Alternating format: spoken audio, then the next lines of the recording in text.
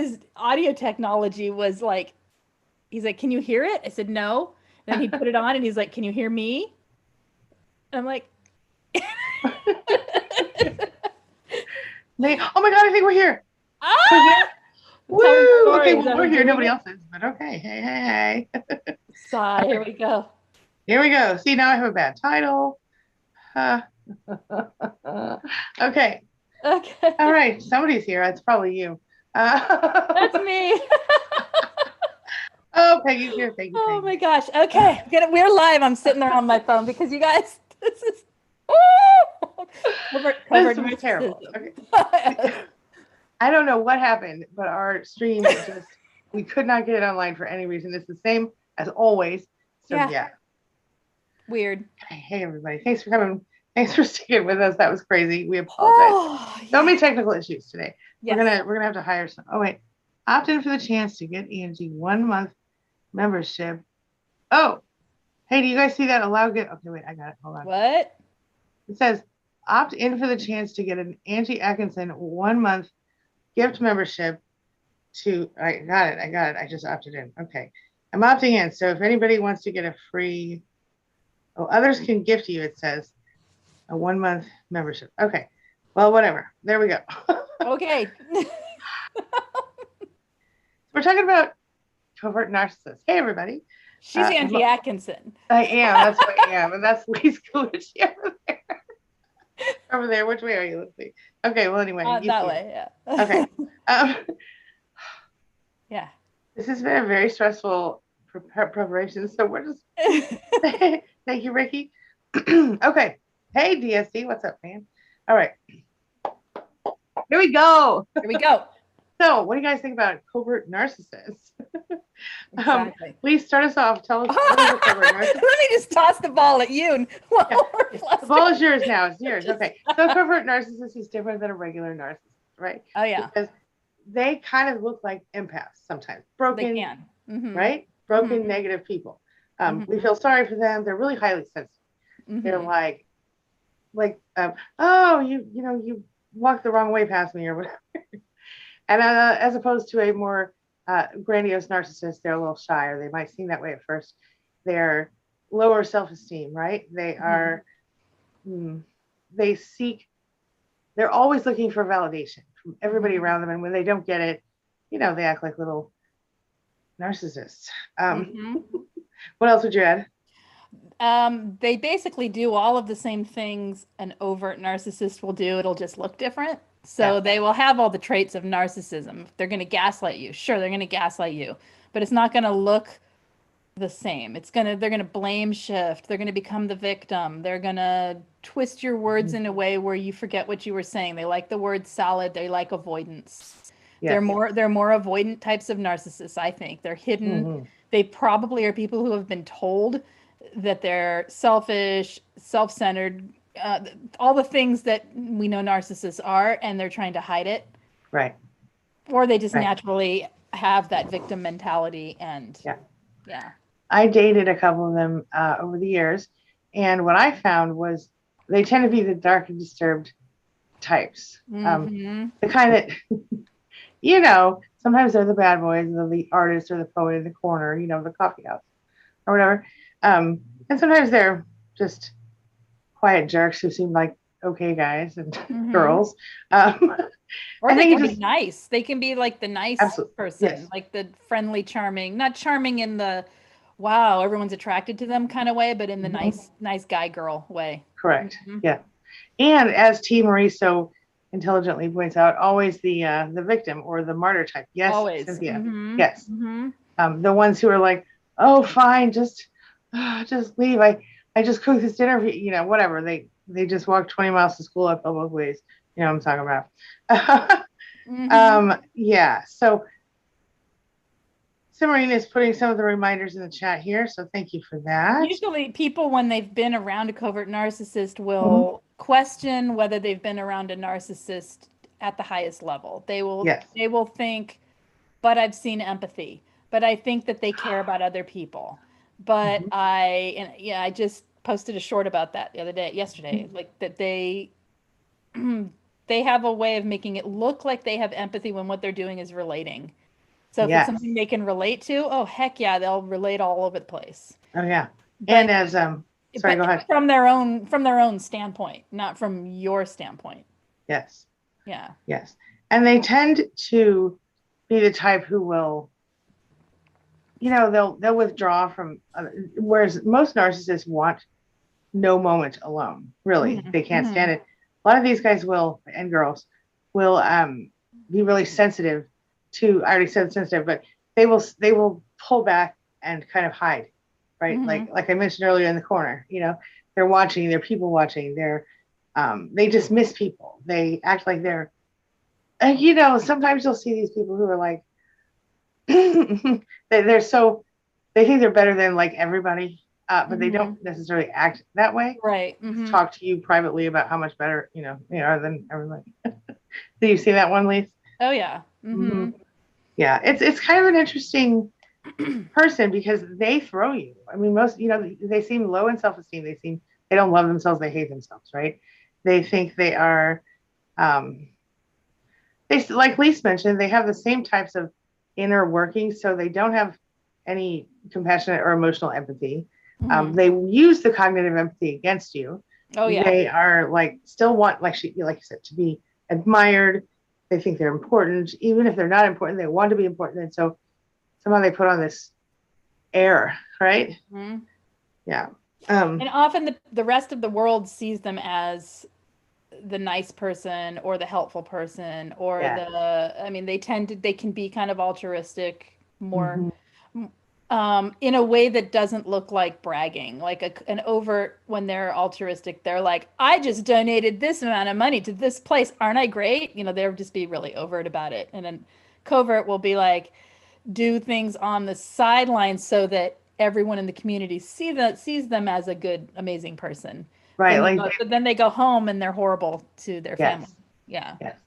And there are different types, you know what I mean? But like in the case of the covert narcissist who donated a bunch of money or whatever, they would probably I don't know why everybody keeps telling me about all this money I donated. It's not that big of a deal. Exactly. I'm so glad I came into that money that I was able to give. Right. Exactly.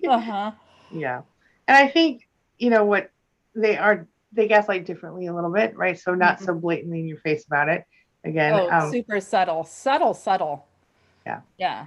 Worse than, in my opinion. See, the good thing about the grandiose types are that you can just blatantly see everything. It's right out there for you to see it. Oh yeah. You look for it, right? Whereas with the covert types, it's harder to see. It's more pervasive. It's more, like you said, very subtle, very sneaky, and yeah. Yeah, I'll have people often come talk to me with coaching about is this toxic? Is what I went through toxic? For the validation, right? They don't want me to analyze that other person or label them, but what they want to know is, did this really happen? And I can tell just by and they usually are people who describe their version of the story. They're very fair and they're very well, then this happened and then I said this and they said that and they tell me the story and I'm like, wow, that is some serious gaslighting where you didn't even see it coming. Right. It's so subtle, so twisted. Yeah. Absolutely. And you'll see some people call this vulnerable narcissism. That was the first phrase I ever used for it. Yeah. Some people call it closet or inverted narcissism. So when you see an inverted narcissist, they can actually end up with a grandiose type. Oh, right. Yeah. And this ends up, so it's almost like it's similar to a codependent and a narcissist, except that this person who seems like such a nice person is just as evil as the narcissist. They're just as dismissive. They're more. I think they're a more dismissive type. I agree. They love bomb you in a very natural and easy way, often where you don't recognize it as love bombing. Yes. Yes, that's right. Yeah. Yes. John Thompson says coverts are the worst, and I think that's the truth. I think so too. Yeah. Well, even Mystique says people would always tell me how lucky I was. Can you imagine? Yeah. And then she says they've always been on perfect behavior around other people. And I think truly the only person in the world, I'm the only person who really knows him. Yeah, that's right. And what's interesting about that is that can go real big. It can, it can become your bane of your existence, really. Yeah. And it's a dark secret you hold, right? Because no one would believe you if you told them. Yeah, right. Wait, I just saw, oh, yeah, can a martyr be a narcissist? Okay. Oh, I like what John said. He said coverts are scary in a toxic, evil toddler way. I have a video out there somewhere that's called 4 Ways Narcissists Are Like Toddlers. No joke. No joke. Mm-hmm. Yeah, Peggy, I did receive an offer from myself. I thought that was weird. Anyway. Let's see. Okay. Do you have this is good from John. He says their core shame this is a really important point. Thank you for bringing it up. Their core shame is strong and they try hard to keep it well in the shadows. That is it. Okay. So just like everybody else on the planet, basically, they think they're not good enough, but they also work really hard to hide that behavior. So that's why, sometimes, like Lee said, sometimes they're going to be the altruistic type, right? They're going to be giving things, trying to get attention through their altruism, through their ability to, give or buy things, or like they might help their adult children pay the rent or buy them a house, even just so they can have control over parts of their lives or their entire lives if they're real good. I think a lot of them also have the need for their delusion to be that they are the good person. They're the right one.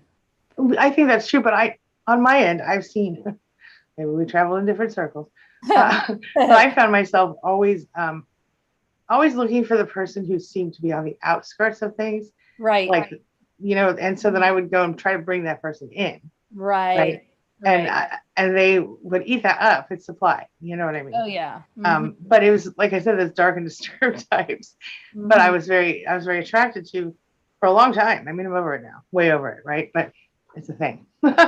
So mostly. Mm-hmm. Okay. Anyway, yeah, but the core shame is a really important point. And so this is, you see, a more grandiose type doesn't usually reveal much shame, right? But if you look deep into a covert, you will see that at the base of their whole thing is something happened to them, or they did something or whatever that made them feel bad about themselves. It's probably really just the same thing that every codependent deals with, right? Right. Well, yeah, I'm sure it feels the same. It's just the way that they process is through avoidance of accountability and avoidance of making change in their life. Right, because they can't lacking empathy, and they can't face it, and they can't feel it in the same way. Right. So they can, as far as empathy goes, just like every narcissist, they can logically look at you and assume that if your puppy died and you're crying, that's why you're crying, right? Right. But they cannot necessarily have any feelings about that. They don't feel moved to help you, and they don't feel moved to do anything about it. You know what I mean? So, right. It just becomes a disturbance unless it's giving them supply. It just becomes annoying to them unless it's giving them supply. And I think that shame is what I was talking about, where, like, for instance, I'm trying to think of an example where I can remember telling a covert narcissist, hey, when you're in you don't know what's going on yet stage and you're trying to fix a relationship, hey, you're silent, what feels like silent treatment to me. When you go silent like that, it actually hurts me. And I looked it up, and it's actually physically painful for people. That's right. Right. So then what did they do instead? They go into the filibuster mode. Fine, then I won't stop talking. Because I can't instead of saying, yeah, I have this bad habit of doing that, I'll have to work on it, and then like fighting their way through to like break that wall of ego that goes on when they give the silent. No. Instead, it's like, let's change tactics. So it was this covert maneuver of like shifting tactics, never taking accountability, but now he's not the bad guy because he's not giving the silent treatment. Right. Yeah. That's right. It's pretty ridiculous. It's all about covering up that shame. Yes. Yes. Everything is about that. It's that false self. They have the false empathy, which they use to draw you in, false AKA cognitive, and then they can logically understand. They listen to, just like every other narcissist, they do the same thing, but they do it in a different, more subtle way. You won't catch them. They often don't call you names. They don't do anything that, how do I say this? Not all of them. Some of them are a little more obvious, but when we're talking to covert, they, as Elizabeth says, they have very intricate ways to blame you. She said that you have to really pay attention. That's it. So that you might think everything's cool and going fine, but not notice these tiny little put downs, right? Or these subtle Very subtle. Yeah. Mm-hmm. Yep. Making jokes at your expense that Oh, are yeah. super subtle, Mm-hmm. should have a thick enough skin to deal with, but it's one after another and after another, which then makes it like harassment, really. Yes. Mm-hmm. Yes. Yes. Yeah. And I think I mentioned earlier that, this is a good time where not a good time, but this is the time where they will start to turn people against you, right? Or make it hard for you to have friends. And what I mean is, like maybe, okay, so for one example, back in the day, used to have a friend who I talked to on the phone for hours. My ex-husband did not like that. And so he would actively interrupt and actively pull me away and yada, yada. Mm-hmm. And then I don't, you lose people. I'll just say Mm-hmm. that. Tiny little but still alliance says, yes, the nicest person on earth, not. Exactly. Mm-hmm. Exactly. Yes, Tanya, thank you to the moderators. I appreciate all of your patience again with our technical difficulties. I'm sorry the video's named Psy. I'll fix that after. You have a super chat down at the bottom here. Chocolate chip dinosaur, thank you. Oh, thank you. I don't even see it. That's weird. Yeah. What's going on? Okay. I don't know. That's why I didn't think you did, or I would have not But said does it say anything with it? It says an amount, and it just says chocolate chip dinosaur. Thank you, Chocolate Chip Dinosaur. I don't know what is happening with this. It's very confusing. Yes. Okay. Yes. So, Submarine says, how many covert narcissists does it take to change a light bulb? None. I'll just sit here in the dark by myself. That's hilarious because, poor me, martyr stuff. That's funny. Mm-hmm. I like it. Humor heals, you guys. It really does. Mm-hmm. You have one for us? UNA, always remember, a person does not have to be a narcissist for them to be toxic to you. That's a gold standard. They are toxic to you. Doesn't matter if they are or aren't a narcissist. Correct. All the time. That's my whole point of all of this, right? Exactly. We use the word to help have a language to talk about something from common, but we can't diagnose them. And most people aren't diagnosed anyway when they are. Exactly. Yeah. And the diagnostic criteria doesn't cover enough to catch all of this covert behavior. And this, I think, is why you find that you get better help from people who have experienced it than you do from people who just have read about it, right? Because we get the subtleties of it. And that's the whole deal right there. Blue, funny, Blue Eye Floozy. I'm just going to call you Blue Eye. Okay. Blue Eye Floozy says, yes, observer reading people and judging silently. Yes. And that's I see that a lot. They do. Oh, the judgmental. So they have, on one hand, go ahead, tell me. Oh, no, they also said here, kind of goes with it. I find myself feeling like, what is wrong with me? That he's unkind to me in private, but kind to all others.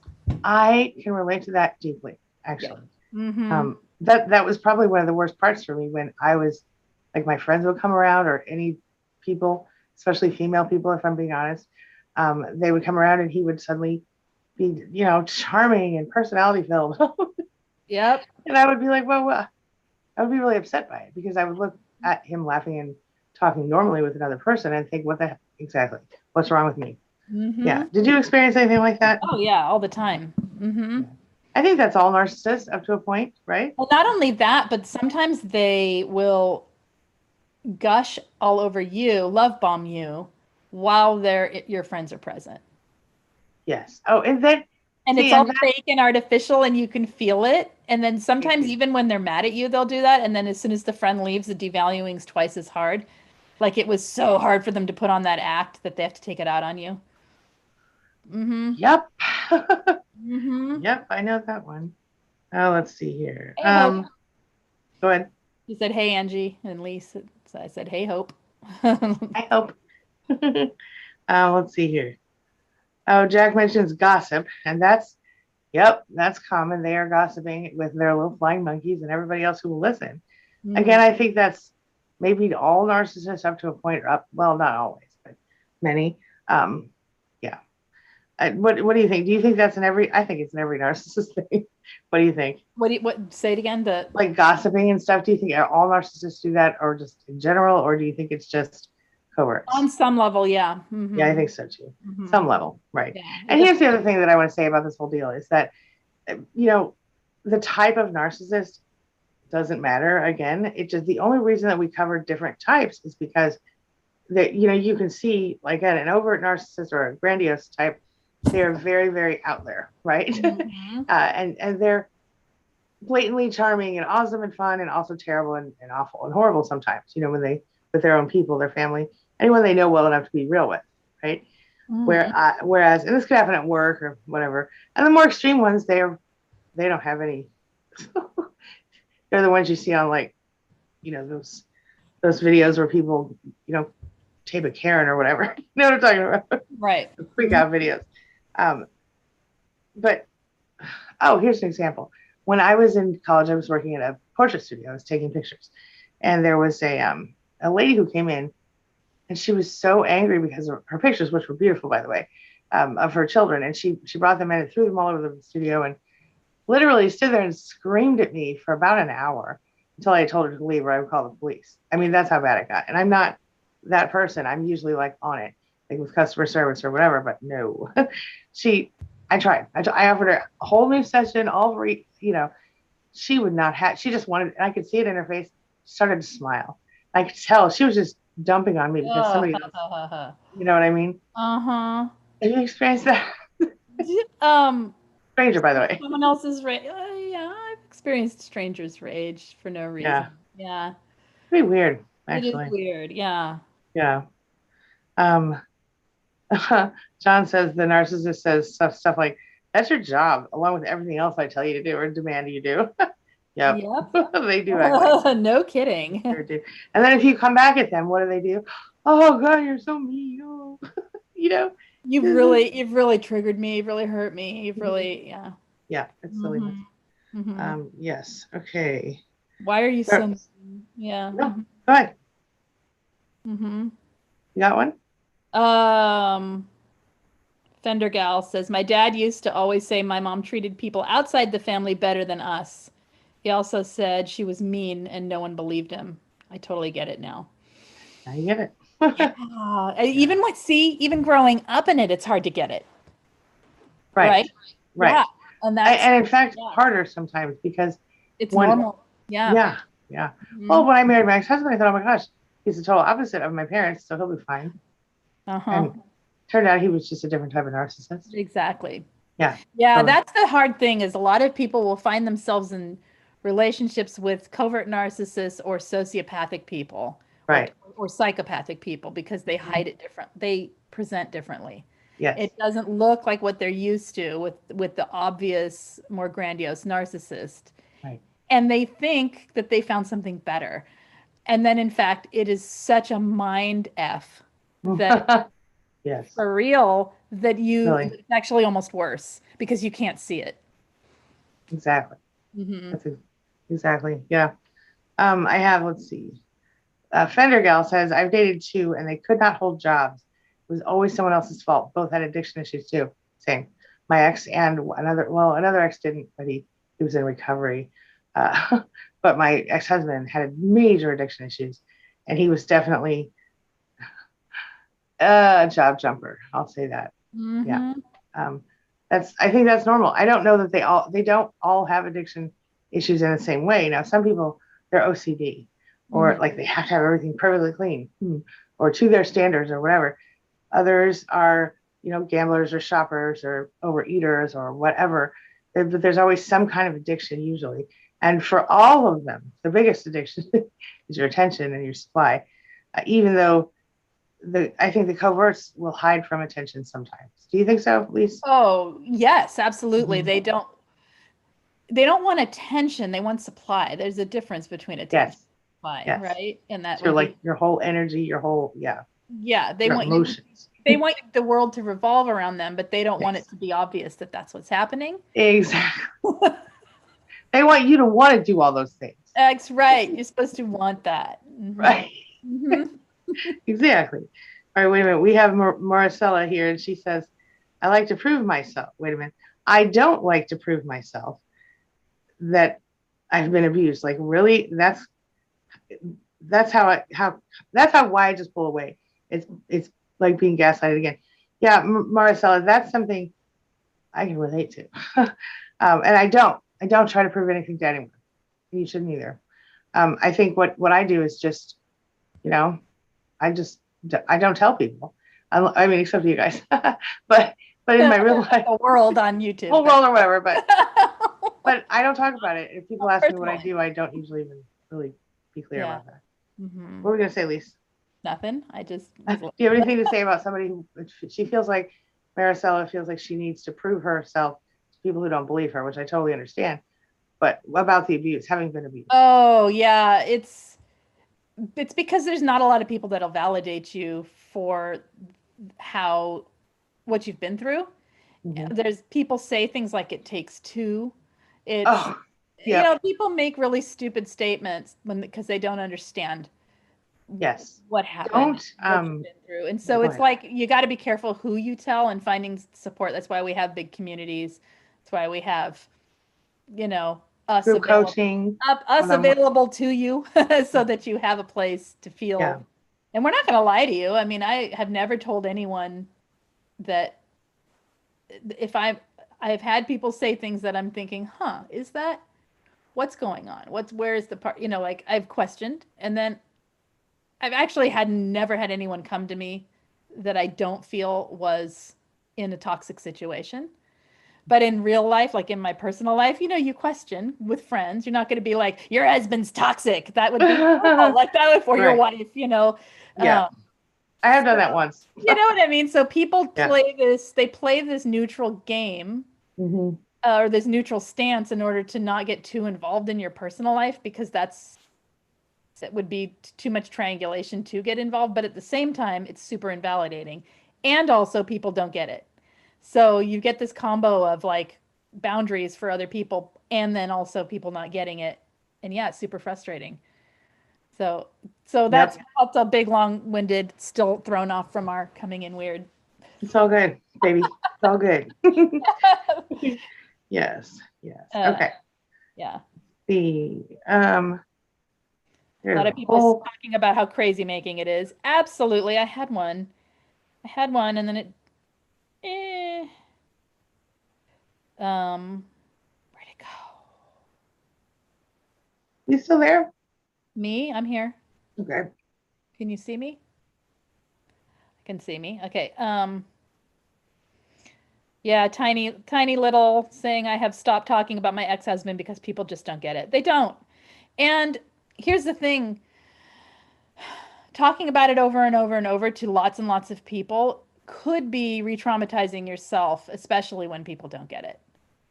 You know what I mean? Like if you're trying to talk about it everywhere and trying to make people understand what you've been through, you may just be hurting yourself in that. So be careful where you share the information. I'm going to keep looking here. We got to learn to trust ourselves and our judgment again. I definitely need to come here more. That's exactly it. We do need to learn to trust our experience. We need to trust what we've been through is what we've been through, period. And of course, there's peace. Because see, a covert especially will make you feel like it's your fault. They'll twist everything, well, yes, I did do that, but I wouldn't have done that unless you had done this. If you hadn't done that, if you wouldn't make me do this, everything's pushed back to you. So we stop learning how to trust ourselves. Are you still here, Angie? You're muted. Okay, you're doing Yeah, sorry, I had a little asthma issue. I'm good though. That's okay. You okay? Okay. Yeah, I'm good. Yeah. Okay. Yeah, I'm totally with what you're saying. I've been listening mostly. Okay, no, I just making sure that like we didn't have another problem happening. No, we're good. Yeah, we're good. Okay. Right.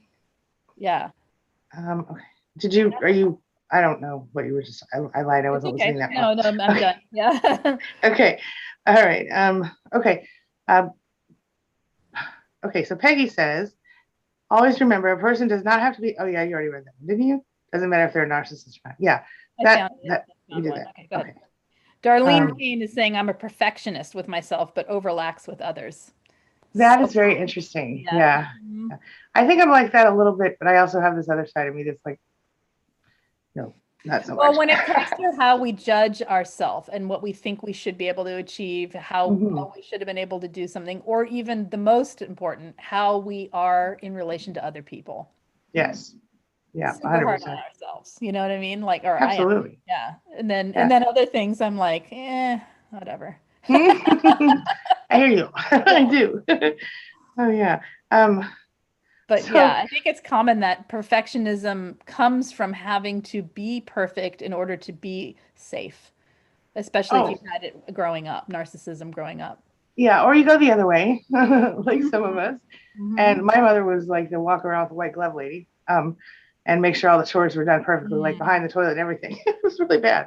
And so when I moved out of home, I went through a phase of pretty messy. I still am a little messy. I mean, I do have ADHD, to be fair, but pretty messy. So I think that, I mean, there's a difference between a little clutter and like, which I'm, I have a little clutter here and there, nothing major, and like hoarding or like filth, you know what I mean? So anyway, but the thing is, we all have the capacity to go either way, We everybody. do. We do. And it can look different too. Mhm.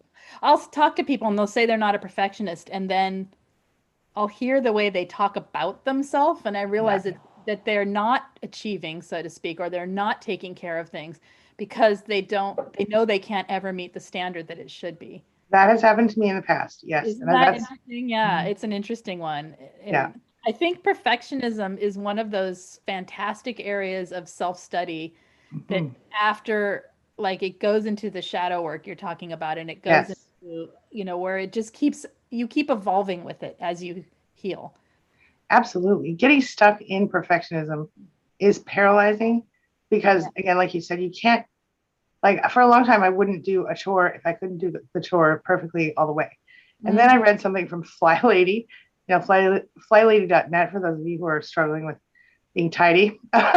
And she said, housework done incorrectly still blesses your family. And I thought that's profound. And Yeah. it really changed things for me, that little thing. Yeah. Anyway. Um, Joe yeah. has a question Uh-huh. here. Joe Sauter.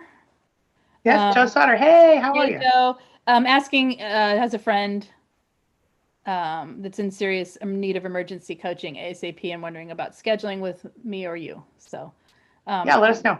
let us know. We're available. You know where to find us, right? He knows where. He Yeah. does. Yeah. I think Yeah. you still mine. Yeah. We'll talk.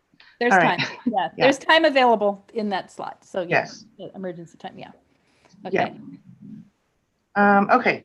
Blue Eyes says, I find myself feeling like, what is, oh, we already did hers. Okay.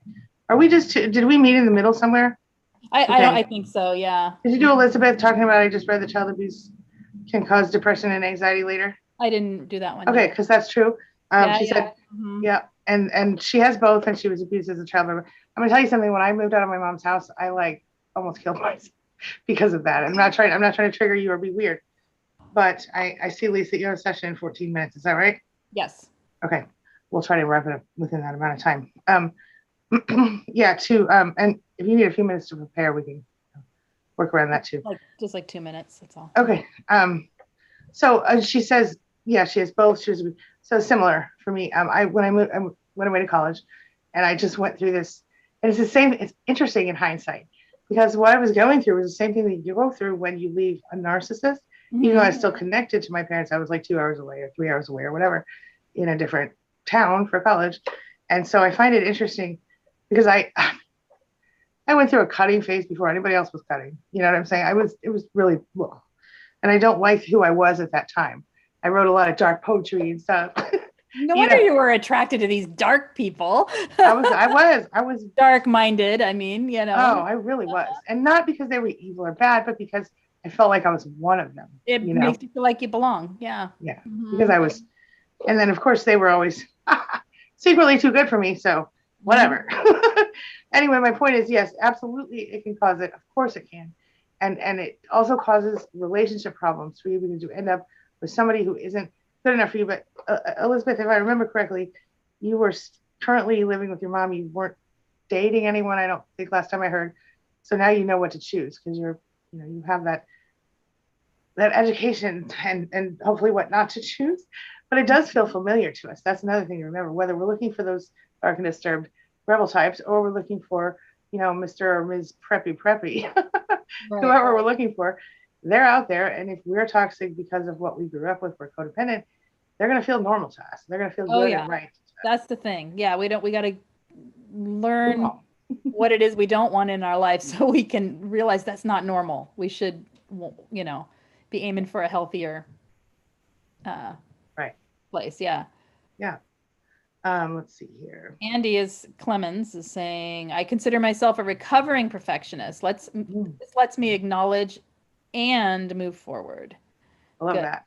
Yeah. Yeah. Mm-hmm. And that's kind of, I guess, how I am too, because that finally thing helped me. But I now will just, if I can do it, I'll do it. And if I can't do it, I can't do it. But I don't kill myself about, I don't want to keep saying that word. I'm going to get deep on it. I don't like beat myself up too much. Yeah. You know what I mean? Mm-hmm. Yeah. Okay. Is Chris here? I didn't even see her. I see her. I see Chris is being called, but spoken to by Jack, but I don't see her in the chat. Do you see her? Who? Chris, our moderator? No? Okay.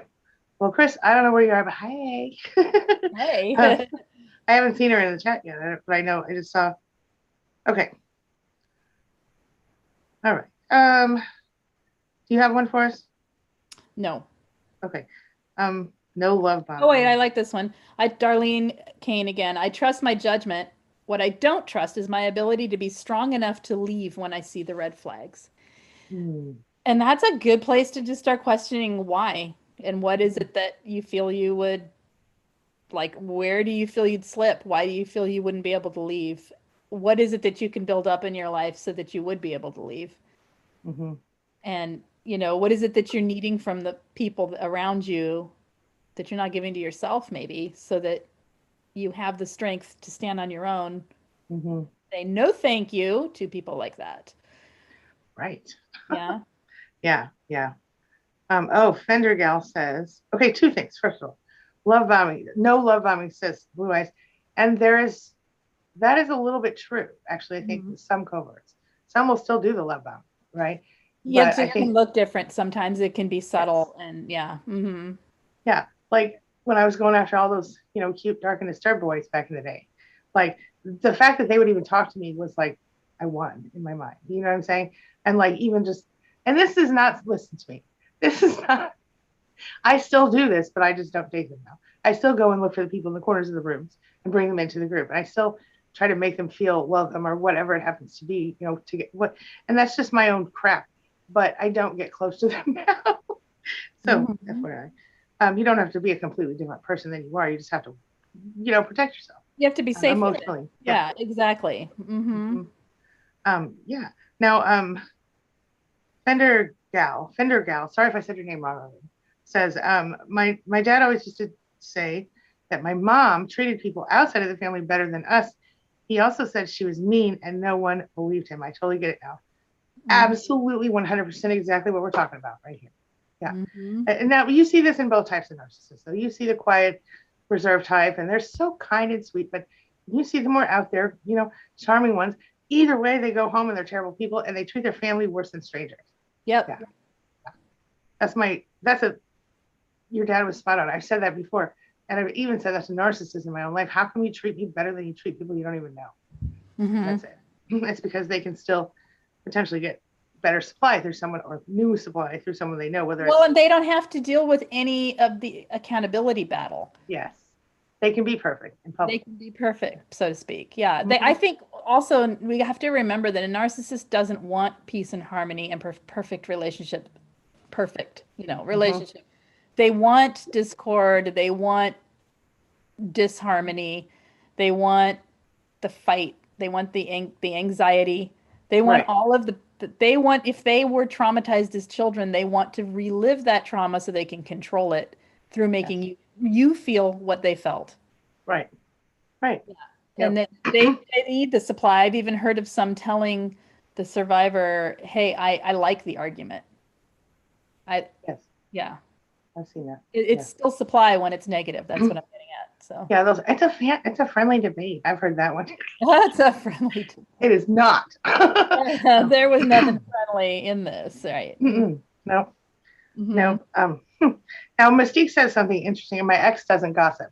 Okay, so let's talk about that. Now, gossip is not always, I think a more appropriate term might have been smear campaign. But what'll happen is if you do something they don't like, they'll go tell people. maybe not all the people, but some people, and most likely someone who will judge you personally with them, flying monkey. So let us know if that's a possibility. And if you are in here right now, tell us really quick in the chat. If you know a covert, pardon me, if you know a covert narcissist who is outside of your family, did they ever love bomb you or not? And if they did, how did they do it? Let us know. Okay. Yeah. Lisa, do you have a question for us? I was listening to you. I've got one. Okay. Okay. So Darlene says, did you already talk to Tender Gal? My mom started talking. Did you just do this one after the discard? I don't think so. Okay. My mom started talking after the discard and no one believed her. It wasn't until 2 girlfriends he had after she started talking that a few believed her. And even then most didn't. That's right. And that's probably because I'm guessing that your father was the narcissist. And so, yeah, she started telling people what he had done. Nobody believed her because he was such a nice guy, is what I'm gathering here. And I think that's legit. Yeah. Yep. Somebody says, set a boundary after they've hurt you and they go, oh, aren't you overreacting? Right? Same thing. I mean, yeah, this is a thing that's actually really common, right? A typical red flag of a narcissist in general, really, right? I think Lisa went away. Okay. Let the dog out before she barked. Right on. There's something out there and she was going. Yeah. Erzsébet, I saw a lot of your comments and it just kept moving too fast, so I didn't read them, but I'll read this one and then say something to the other one. So this perfectionism, procrastination stuff is because of trauma or abuse or wrong concept of love. Well, yes, often, not always. What's the question again? Procrastination, perfectionism stuff we were talking about. And then she was saying a bunch of stuff about wanting to be able to tell your story, having nowhere safe to say it, and then in her country it's very difficult because it feels very oppressive in that way, and having nowhere to go. So, find our support groups because it's worldwide, and then you've got somewhere to go. Right? Yeah. Yep. And if you go to queenbeing.com/span, SPAN, you can see all the support groups there. Yep. Here we go. In answer to your question, one of my coverts love bombed me. It felt over the top, and that was one of the things my friend reminded me of later. This is from Fendergrowl. I didn't like him in the beginning, and he wore me down. That has been, I've heard that one a lot, actually. With the coverts and overts, though, they would pursue you. It's so hard. And as soon as they get you, they're like, meh. I've seen it. I don't like it. It's painful and horrible. And it's one of those things that, again, when let's say you've already been through one toxic marriage or relationship, you grew up with toxic people, you meet a covert and they're completely different and they do make you feel somehow special, or they love bomb you in their own little ways, right? It feels relaxing and normal at first. Yes. Around a covert, often. Yes. Especially if you've been with someone more overtly toxic. Yeah, 100%. Yes. Okay, I see where we're at. So I think we've just met in the middle here. Got another one about the Tina Rawl. Oh, it went away. Okay, never mind. It got retracted. I was like, I'm about to read that, Tina. Well, sorry about that. That's okay. All right, so, yeah. Okay, what happened? Okay. Oh, Joe. Hey, Joe. Okay. Oh, there's Chris. Hey, Chris. Yeah, I see Chris now. Yeah, me too. Okay. All right. There's somebody named Angela in the chat I'm trying to find because I see Jack talking to her, but I don't see her in the chat. Oh, yes, John. Perfectionist Anonymous is a good idea. Yes. Okay. High standards. Okay, she's a perfectionist. All right. I had one. I can't find the ones from Angela, but I see advice going to her, but I can't see her. I don't know what to say. I know it's being weird today. I think it's also glitching somehow. I feel like things are there and then they're not there. Right. Now I have one from Cynthia. Okay. And she says, pardon me. She says, life was never easy for me. I'm 65 and tired in spirit. I see people who seem to have easier lives from childhood. Oh, I know. I get that. I get it deeply. It's painful, and it's makes you feel like not as much of a real person. At least that's how I. Yeah, it makes you feel also like you were born into this rut, so to speak, that you can't get out of. You know, like it's like you didn't have a fair chance and a fair start and a fair, like it just, yeah. But again, this is where we have to change our own mindsets and our own beliefs and what we have to make those changes in life. I'm going to make her be quiet. Yes. And while she does that, I want to say, I see from Vincent, thank you. He says, Angie, you got me through such an awful time, and I just wanted to thank you. I'm sorry this is off topic. It's all good, baby. Thank you. Appreciate you. I'm going to have to go in just a second here. Okay. Oh, yeah, you have a call. Oh, my goodness. Okay. Oh, here's a quick one. Tina Rawls is saying, after I broke up with him, my ex harassed me with love bombing, love letters, flower deliveries until I had a lawyer send a cease and desist letter to him, gaslighting. Assuming that was to your tell us about how covert love bombs question. Yes. Wow, that's rough. Okay. Sometimes they're just incredibly difficult. Yeah. Okay. So Lisa, go ahead. No, go ahead. All right. So I think here's something. I don't know all the before this, but Angela says, I feel nothing for the narcissist. I'm just not interested. I would never go back. I'm a naturally strong person, and I am disgusted from such evil behavior. And I genuinely, for your own sake, I really hope that you're strong with that. But I don't know your story, so I can't even begin to talk about that. But in general, we do sometimes go do the pink cloud thing, where we think, okay, I've got this. And then something happens and they try to suck you back in, you fall off the cloud. It gets rough, but I don't know how far you are in recovery or what your situation is. So I really can't comment logically. Do you have any thoughts for Angela there? Yeah, then in my experience, then what I would do is start looking at where the narcissistic behaviors and affected you, where you're traumatized, where it's hurt you, and start working on your own healing for yourself, and literally just put them in the past, since that's where they are anyway. And keep working on your healing, because this stuff time doesn't heal all wounds, you guys. This stuff, time can actually seal them in and make it hard, because then you start functioning through that lens of the traumas that you've received. Yep, that happened to me because I didn't. I didn't think I needed to. Right? Yeah. Because we're survivors and we're strong and we cope and we adapt. Right.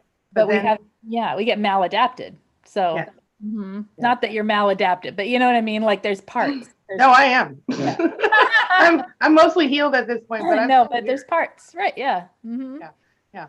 I think, I've embraced my eccentricities, as my children like to call them. But yeah. Anyway, you got to go. So we're going to, what'd you say? I said I do. I know. Okay. So guys, we're going to wrap up for right now. We will see you next Tuesday. At least we'll see you later today or tomorrow. Do you know? No, I don't. I will have to. Simran will give you the information to find out. Login too. We'll find out. Yep. All right. Okay. Thank you guys. We will see you soon. And expect to see me a little more often in live streams in the coming weeks. Yay. All right. Make sure you check out Lisa's channel. I think Simran will put all the stuff in the chat, and I'll eventually get it into the description. Today was weird. Have another day. I always link Lisa's channel right about now in the after part, if we actually. In the after part. As we enter the after part, goodbye. Here we go. All right. Have a great week. Everybody, we'll be better next time. Oh, my stars.